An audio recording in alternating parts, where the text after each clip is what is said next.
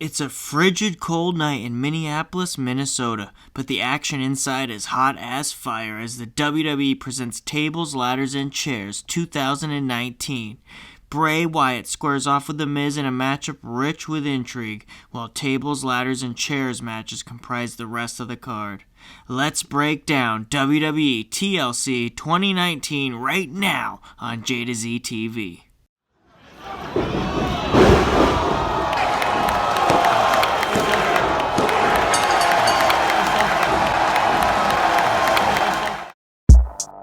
JtoZ TV Dad here once again from the JtoZ TV Pro Wrestling Control Center.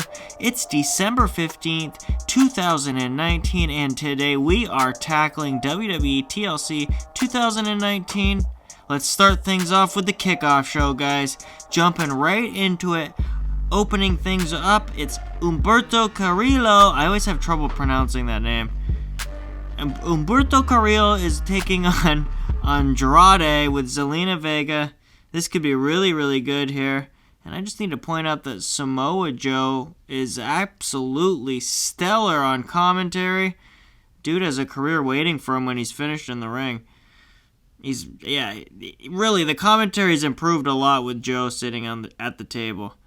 Decent pace to start the match here, and then Andrade is going to end up taking over.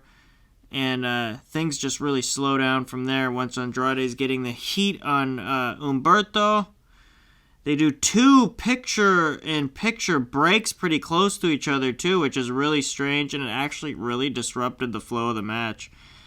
Carrillo is going to end up landing on his feet off of a backdrop attempt, and he starts mounting his comeback, but Andrade is going to cut him right off, and Andrade's eye is busted open. Pretty gnarly, actually.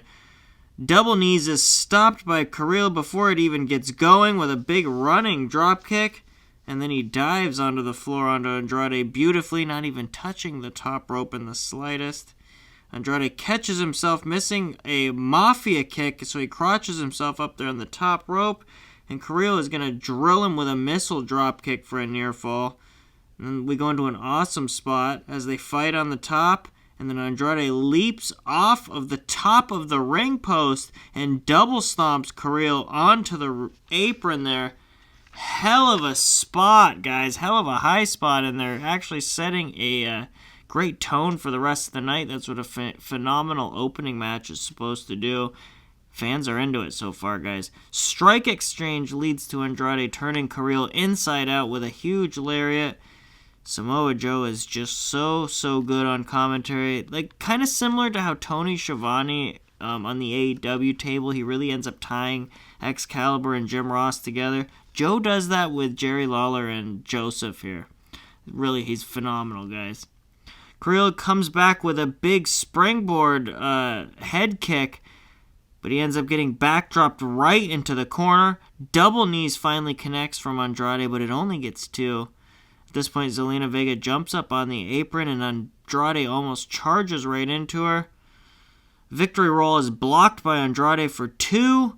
Up top, Carrillo sticks Andrade with a big top rope poison Rana. It's really an impressive spot. And then the most flawless picture-perfect moonsault connects from Humberto Carrillo onto Andrade. 1, 2, 3. Humberto Carrillo is victorious. What a hot opening match here, guys. Andrade is an absolute treasure, and Carrillo is an absolutely terrific worker. Great story here told from both guys. Both of them absolutely killed it. There's instant chemistry definitely here with these two guys. We're going to go 3.5 stars. Solid match for the kickoff show. And Andrade post-match looks to be finished with Zelina Vega's poop, guys. So, yep, Andrade looks frustrated. He leaves Zelina in the ring. So I wonder where they're going to go with that, because I don't really see Zelina Vega being a babyface. She's just too good as a heel. So with that, guys, let's move on to the main show, TLC 2019. Here we go, guys. Kicking off the main show, it's a ladder match for the WWE SmackDown Tag Team Championships. The New Day defending the titles against the Revival. We're going to get a pretty standard start here with all four guys brawling and quickly ending up on the floor. Big E gets thrown into the ring steps, and Kofi ends up getting thrown into the LED board. And then Kofi's going to come back and end up somersaulting over a ladder into the ring to avoid it. But the Revival end up sandwiching him in the ladder on the rebound. Back down on the floor, though, Kofi's going to end up leaping over another ladder and hits a big, huge springboard plancha onto the ladder to take out Dawson and Wilder. It's a really awesome, unique spot, just sacrificing himself. Big E ends up winning a tug-of-war over one of the ladders with the Revival, and then he ends up running it into their faces in turn. And Big E goes for the big running apron splash he goes for the big running apron splash with Dash Wilder laid out on top of a ladder, but Dawson's going to end up pulling his partner out of the way, and Big E eats the ladder. Ugh, great spot. And then Kofi ends up getting sent into it as well. The Revival climbs up for the belts, but Big E cuts them off, and then he tries to climb in turn, but Dawson's going to end up bringing him down with a missile drop kick into the ladder, and of course Big E's going to take that awkward turning bump off of it and end up clipping his knee onto the leg of the ladder as he goes down. They end up driving the ladder into Big E's, I guess we'll call it his little E, and then they double baseball slide it for good measure, going to work on the crotch there. Ugh. Working on Big E's crotch, really, that's probably his weakness, actually. Big E gets double pancaked onto the ladder face first. They try it on Kofi, but he's going to backflip out of the same move and then teeter-totters the ladder into Dawson and Wilder's faces. And then at this point, New Day is going to end up targeting Dawson's knee. Big E is going to apply a big stretch muffler onto him while Kofi just repeatedly rams the ladder into Dawson's braced knee. Kofi climbs, but he ends up getting dumped off the ladder. But he's going to counter it by just putting his foot on the top rope and springboarding off of the top rope in the ladder, and he catches Dawson with a big tornado DDT, and then immediately hits Wilder with Trouble in Paradise, and the fans are eating this up now. That was a pretty cool little spot from Kofi, actually. The Revival fire back with the Shatter Machine on Kofi, and they start climbing for the belts, but Big E ain't dead yet. He ends up just cutting them both off and posting Dawson, and then he hits the big spear through the ropes onto Wilder, onto the floor.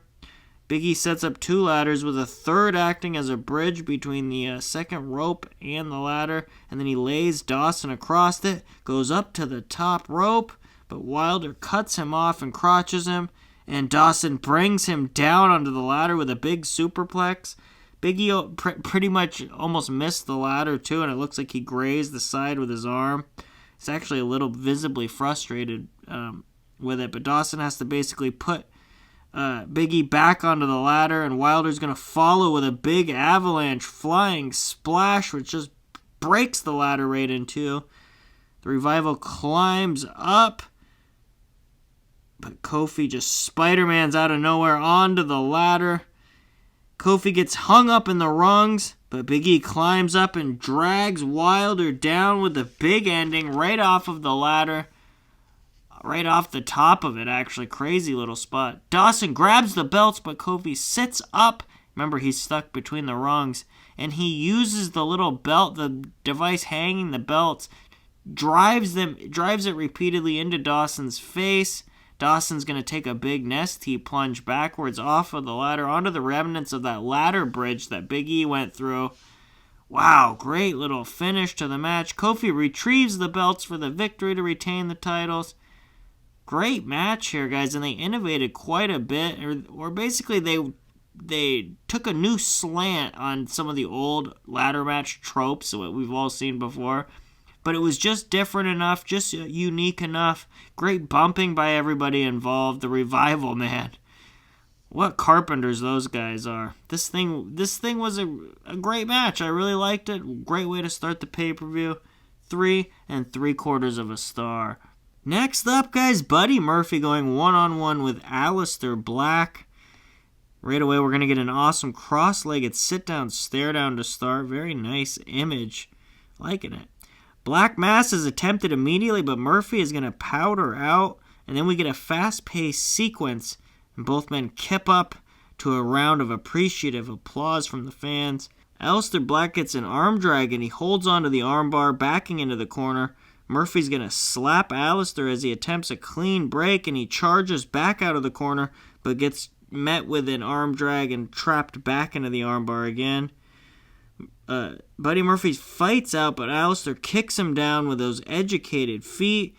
Murphy is elevated to the apron on a charge attempt, but Black ends up leg sweeping him down in a very neat little sequence there. Murphy slams Black's face into the ring steps to come back, and he takes over. Alistair, I gotta take a second here to point out that Alistair Black's ring gear is absolutely atrocious. It looks like he took a big oily dump in the back of his trunks. He's got these olive green trunks and this color scheme to his gear, and there's just this big black. It looks like an ink blot on the rear end of his pants, and it really just looks like a big oily dump. So we'll call those the dump pants. He's got dump trunks on tonight. I need dump trunks merch. Black's nose at this point is busted open. He fights out but gets dumped to the floor where Buddy ends up slamming his face into the announce table. And then at this point, Buddy Murphy has the audacity to grab Alistair Black's entrance gear. And this actually really makes Alistair Black really angry for some reason. Is this like messing with Bret Hart's jacket in '95 that PCO stole from him? You don't touch a man's entrance gear. It's just an unwritten rule, or maybe it is written. I don't know. Murphy ends up trying to throw that entrance gear at Black, but he misses and it ends up hitting the announce team, specifically Jerry Lawler, right in the face. Pretty funny. Alistair Black mounts the comeback. He ends up hitting the picture-perfect lion salt press for a 2 count. Stiff elbow puts Murphy back on the apron, but Buddy fights out, only to get shoved back first right into the ring post, and Black follows to the floor with a moonsault from the second rope. Back inside, leaping knee strike gets 2 from Alistair Black. Murphy ends up fighting out of the behind the back dragon sleeper, but gets crotched up on the top rope with a rising knee. Then Buddy counters out of whatever Alistair was going for from the top rope, pulls Black's head through his legs, and ends up getting the I don't even know what you call that. We'll call it the trapped super kick. He hits multiple super kicks to really stun Alistair Black, and then sticks him with a sit-out powerbomb for 2. Buddy Murphy goes for the that short knee, but Alistair Black blocks it. Murphy is unrelenting, though, and strikes back, and he hits a huge brainbuster for 2.9. We're going to get a really cool little strike exchange sequence that ends with Black Mass out of nowhere. 1, 2, 3. Alistair Black is victorious. Solid, hard-hitting match. Buddy Murphy is absolutely incredible. I call him the WWE's Kenny Omega. The guy cannot have a bad match. Love Buddy Murphy. 3 1/4 star for Alistair Black and Buddy Murphy.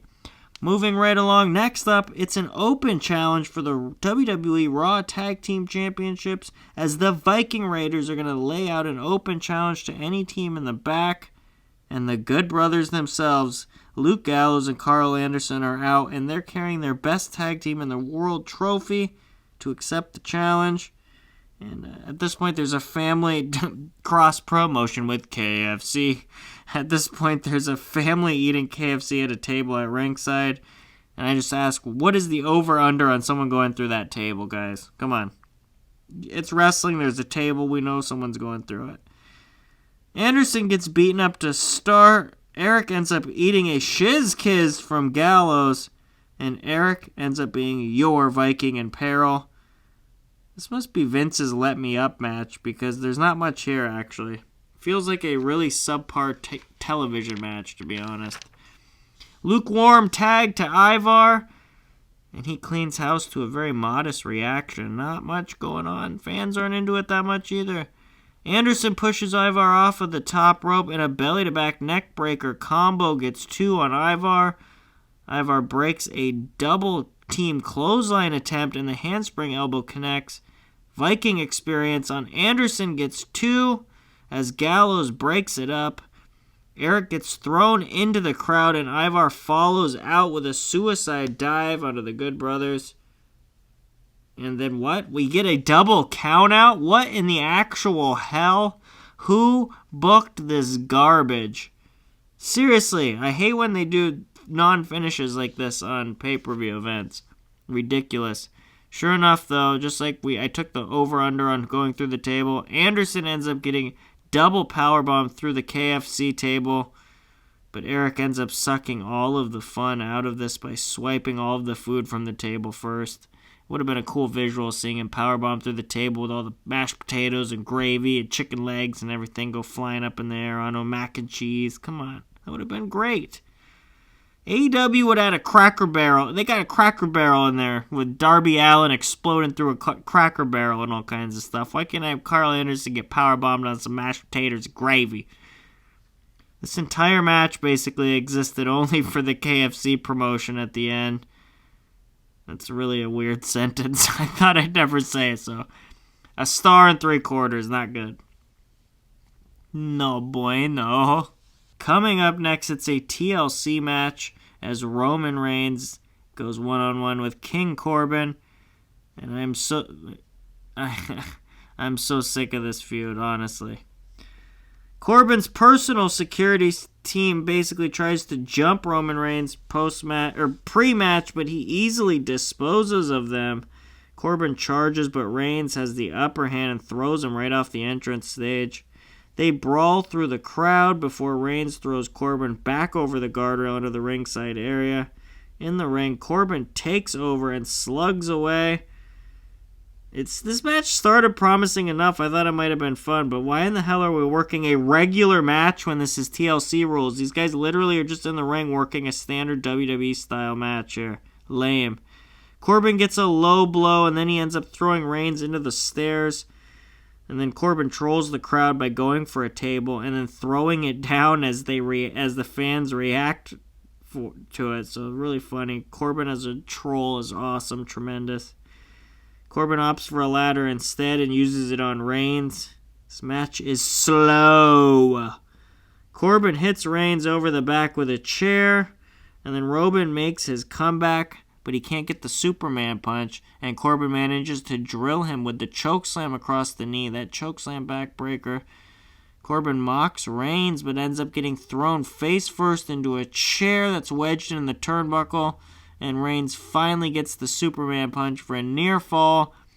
Reigns gets a table now, but Baron Corbin ends up hitting Roman Reigns with a can of dog food. That is a real sentence, people, that I just said. He hit him with a can of dog food. Really stupid, but whatever. It actually does fit into the story they've been telling. Back inside, Corbin chokeslams Reigns through the table. 1, 2. Reigns manages to kick out. And now Corbin clears off the announce table and does the same to the German announce table.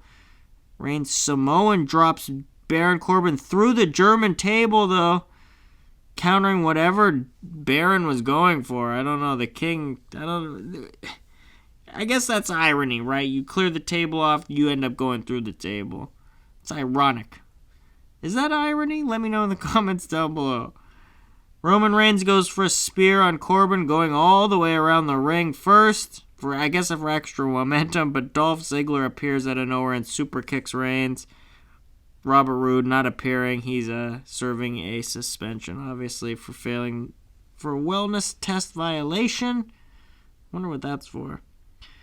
Maybe it was for the mustache grease he was using for a while there. I don't know. It's a performance-enhancing mustache grease.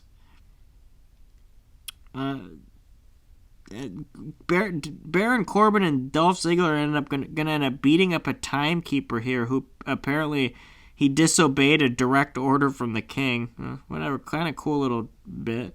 Handcuffs and dog food are retrieved. I don't know. This could have been fun, but it's stupid, man. Well, not even a whole lot of TLC being used here. Reigns ends up hitting the drive-by, and then he just destroys all of King Corbin's security fleet with a Singapore cane. Until the Revival are out here randomly to attack Reigns. Why does this feel so much like Undertaker Yokozuna from Royal Rumble 94? Please don't make Marty Jannetty be dressed as Roman Reigns and have him ascend to heaven. Please, for the sake of God, please. Roman Reigns dives onto a mass of humanity on the floor. Back inside. Hooah! He goes for the spear, but Ziggler hits Reigns with a chair to stop it. Zigzag, and Corbin follows with End of Days onto the steel chair. 1, 2, 3. King Corbin needed a big win, guys, basically, and Reigns can do a million jobs forever. He's always going to be over.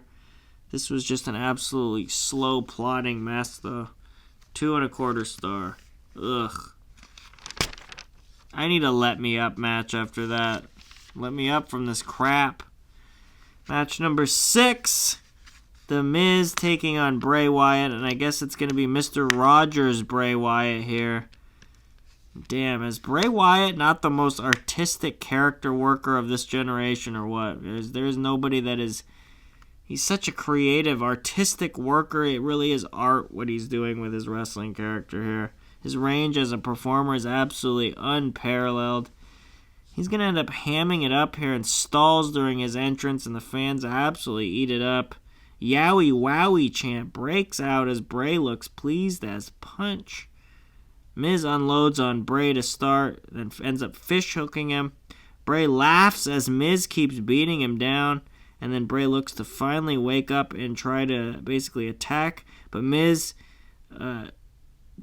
dodges a charge into the corner and goes back to work with the big corner I don't even know what you call it, the leaping corner lariat, the sitting corner lariat he does. Sister Abigail attempt is blocked, and Miz hits the skull-crushing finale, but he refuses to cover him because it's personal now. Miz slams Bray's face into the canvas as he laughs. You just can't hurt him. And then Miz channels Pentagon Jr., and he does the Cero Miedo arm break as Wyatt just begs him prior to it, just do it! Bray ends up ramming himself into the barricade at ringside to pop his shoulder back into place in a cool little bit. And Miz follows and continues the beatdown. Wyatt finally comes back and dumps Miz with the Sister Abigail on the floor as he's draping him off the guardrail. The ref starts to count, but Miz is going to beat the 10 count back into the ring. But another Sister Abigail is going to connect. And that's going to be it for Miz. 1, 2, 3. This wasn't even a match, guys. It was an angle. It's absolutely unrateable. Post-match, though, The Fiend appears on the Titantron. And Bray says, okay, I'll do it.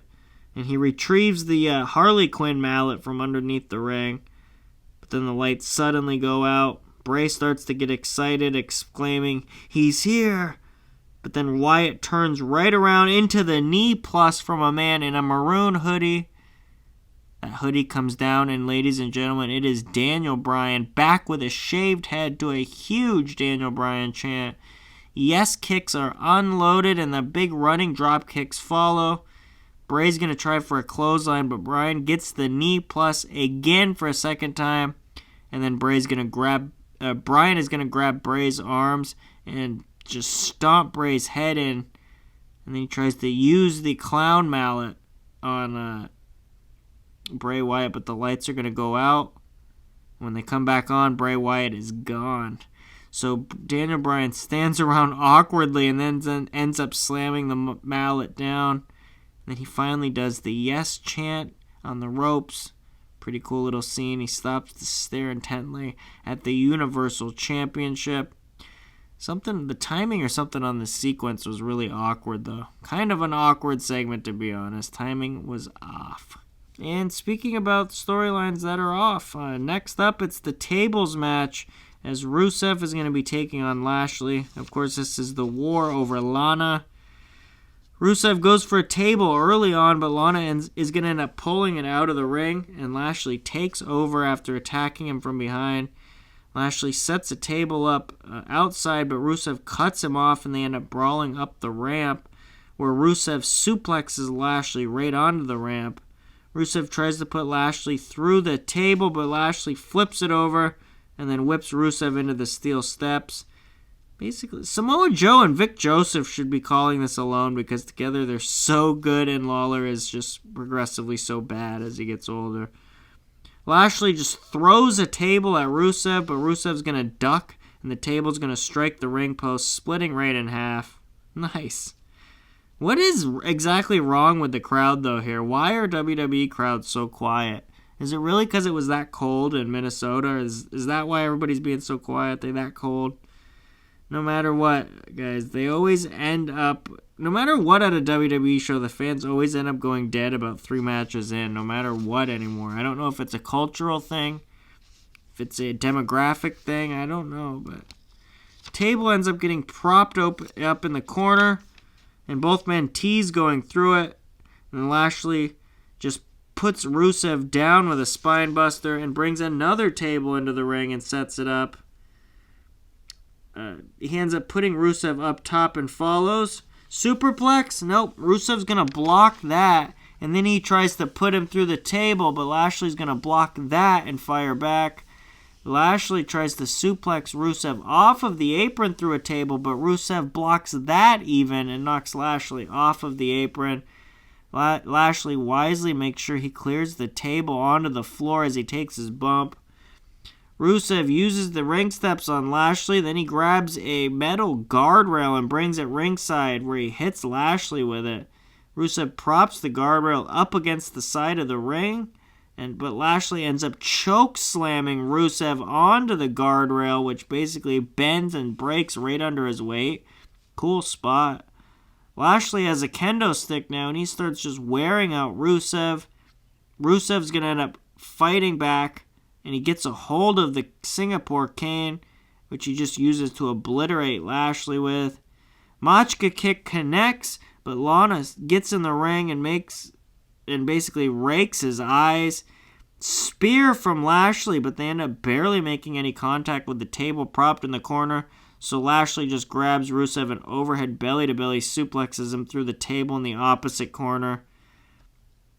This was really bad, too, just like the Reigns-Corbin match was. I really hated this, too. 2 stars. Awful. But now it's time for our main event of the evening. Thank God, the TLC match for the WWE Women's Tag Team Championship, as the Kabuki Warriors, my favorite team, are defending the championships against Becky Lynch and Charlotte Flair. We're going to get a brawl to start, and Becky just throws Asuka across the table, wiping on a mountain of steel chairs stacked atop of it. Kairi Sane's going to come off the apron at Charlotte, who just big boots her right in the face. Becky tosses Kairi off from one announce table to the other, and then Charlotte's going to end up tossing her right back. Asuka throws a chair into Charlotte's face, and the same for Becky as the Kabukis take over. They are just awesome. Kairi hits Charlotte with a chair, then drop kicks it back into her face. Becky and Charlotte are going to end up elevating Asuka alley-oop style into the ring post. And then they set up the ladder inside and try to climb. Kairi tries to throw a chair into the ring at this point, but ends up bouncing back, and the leg looks like it strikes her right in the mouth. Ugh. Then she botches throwing another one into the ring. Becky and Charlotte start throwing the chairs right back at her, though. So Kairi goes under the ring to hide. Becky and Charlotte give chase, grab her feet, and try to pull her out. But only Kairi has got her hands on a fire extinguisher, which she uses to blast Becky and Charlotte right in the face. Asuka has a rope at this point, and she's just whipping the challengers with it. Kairi's gonna come back with a running blockbuster onto a stack of chairs onto the floor, and then Charlotte gets trapped inside of the chair from the announce desk, the office chairs. She's gonna get trapped in there as Kairi and Asuka stick a Singapore cane through the arms of the chair. Basically, she's stuck. She can't move. She's immobile. And then they're going to end up tying Becky Lynch to the ladder. Very cool. 2-on-1 beatdown on Charlotte as Kairi and Asuka are just so awesome here. Kairi Sane is one of the best wrestlers on the planet, hands down. Asuka and Kairi climb in the ring, but Charlotte stops them with a Singapore cane, wearing both women out. Charlotte gets hit with the... Charlotte ends up hitting Kairi with the exploder suplex on the floor into the guardrail, and it's actually really dangerous. I don't know. Kairi looked like she got her bell rung in this match at some point. I don't know if it was here, if it was when Charlotte had the Singapore cane. There's a point where Becky and Charlotte clear monitors off the table, and one of the monitors looks like it strikes Kairi on the top of the head. So Charlotte Flair looked reckless in this match. I'll just say that. There's another point in this match where she goes to spear Kairi and they botch it, and Charlotte is just so upset, and she just slaps Kairi right across the face. We'll get to that, though. It's sickening. Charlotte tries to free Becky Lynch from being tied up on the ladder, but Asuka's going to end up hitting her with a chair. And then Kairi's going to go for the insane elbow off of the announce table, but Becky's going to get her foot up and block it, and then she's going to free herself. Why didn't she just do that earlier? Comeback, but the crowd is fatigued and dead, guys. Becky puts Asuka through a table on the floor with a leg drop from the second rope. And she actually really did a terrible job of executing that leg drop because she just basically jumps right down onto Asuka's stomach with her butt and all of her weight. Ugh. Kairi is going to end up countering a double suplex on the floor with a double DDT onto Becky and Charlotte. And then she's going to try to put Becky and Charlotte through a table with the insane elbow. But then I don't know what happens here. I don't know if Kairi's obviously hurt and something's wrong because she comes off the top really awkwardly. Charlotte rolls out of the way, but Becky doesn't, and Kairi ends up just landing super awkward.